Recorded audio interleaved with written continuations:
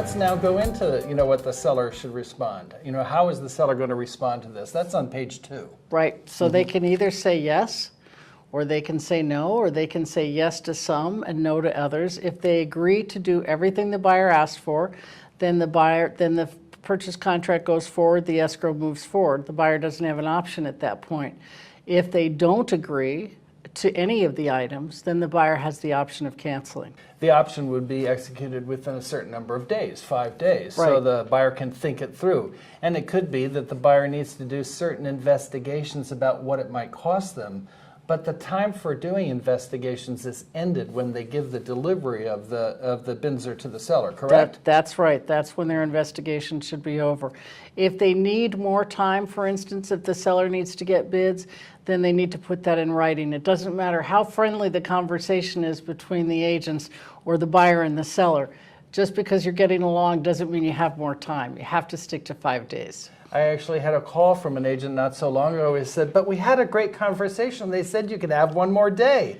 And I reminded the agent that it's not the agent that gives the time, it's the seller that gives the time.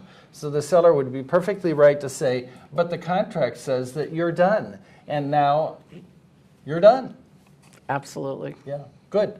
So the seller responds, they can either say, I'm doing nothing, I'm doing everything, or I'm doing some things. And they might even accompany that with a modification of the terms of the contract. The seller can respond anyway. Right. So they could say, I'm doing A and B, I'm not doing C and D, but per the attached addendum, I am going to lower my price by $2,000.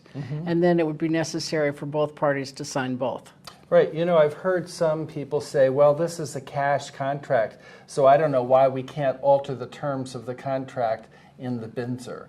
And my response to that is, you should always maintain the same practice, regardless of whether it's a finance contract or a cash contract. Absolutely. Altering the terms of the contract really happens in an addendum.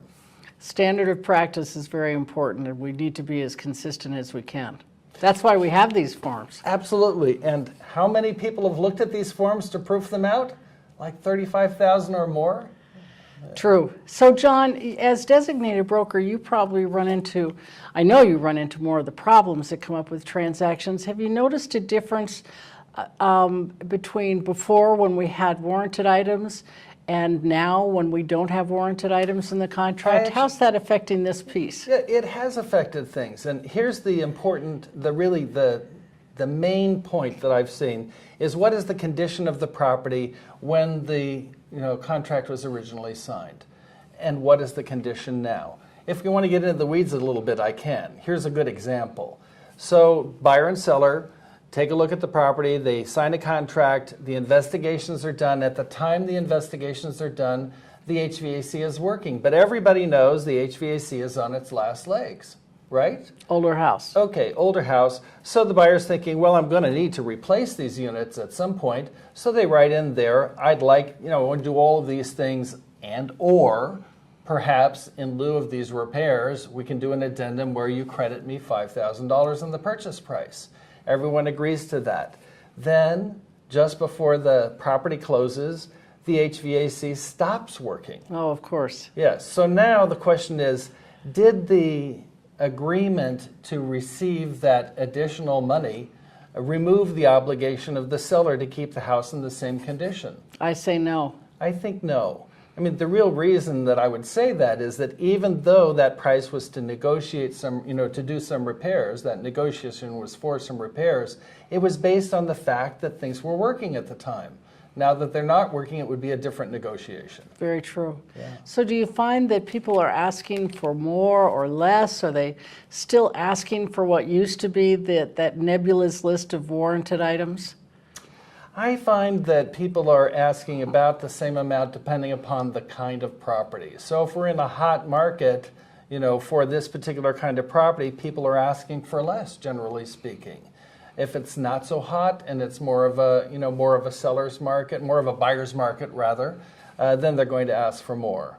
But even so, right now, buyers and sellers are feeling a little bit disconcerted buyers sometimes are getting their B choice or C choice, so they might ask for more than one would expect. Steve, I'm seeing that as well. Yeah. We probably could talk about BINSRs for a much longer time and should probably close up. My last advice for anybody putting it together is when you start to write it, put yourself in the shoes of the person that's going to be reading and receiving it, and write it in such a way that they're more likely to be receptive. If you put that voice on it, it should help a great deal. Boy, I couldn't agree more. We have to remember that the whole point of the sale of a house is a meeting of the minds. So we want to achieve something that's going to be good for the seller and good for the buyer, even in our investigation period and with the BINSR. So if we go into it with that idea, what can the seller live with, what can the buyer live with, then we're going to have a successful closing.